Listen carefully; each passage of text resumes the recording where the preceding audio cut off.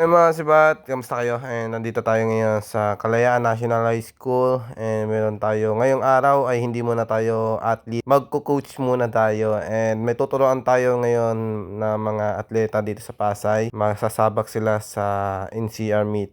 Mga javelin thrower may isang babae na discuss. So bago umpisahan ang lahat, gusto ko i-shout out ang coach ng Kalayaan National High School na sina Boss Kulat, Boss Jerwin, and Boss Genro. So yan, maraming salamat sa pag-invite sa akin para ituruan ng mga kabataan ko. So yan, pina-warm up ko muna sila dito. Then ang gagawin ko dito, stretching muna sila. Paggagamitin ko sila ng rubber, then drill sa rubber para ma-execute nila yung techniques. Then after nun, drills muna sila. Actually, drills muna ang gagawin nila dito. Drills muna sila dito sa javelin. Tag-iisa sila na javelin. Medyo mga liko-liko na nga lang ang javelin. Pero pwede na yan kaysa wala kaming gagamitin. And after nyan, after ng drills, marami tong drills na pinagawa ko sa kanila. After ng drills, yun, pinabato ko na sila ng siguro 700 grams na meatball. O kahit na anong bola, basta malambot siya, kung ibabato mo siya sa pader ay magbabounce lang siya.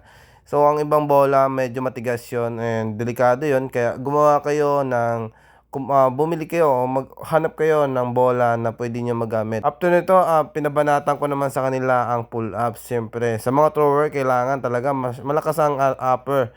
And dati nung ganto ko high school pa lang ako, ito yung pinaka training ko pagsasabak na sa palarong pambansa. Ano lang, pull ups, and malaking tulong nito para lumakas yung inyong shoulder and whole body. And after nito, pull over. Yan, pinag-extra ko sila sa pull over kasi minsan lang din ako makapunta sa kanila 2 times a week o 3 times. Inuumpisan ko pa lang sila turuan, pero siguro by next week pag malapit ng NCR meet, kasi ang NCR meet ay by March, first week ng March, mga ganyan. And then ito, hanggang dito na lang, and marami pa tayong gagawin at pagdadaanan para matuto ang mga kabataan ito. So yun, hanggang sa muli, hanggang dito na lang, konting pasilip lang mga kasibat. Ingat kayo palagi. Muah!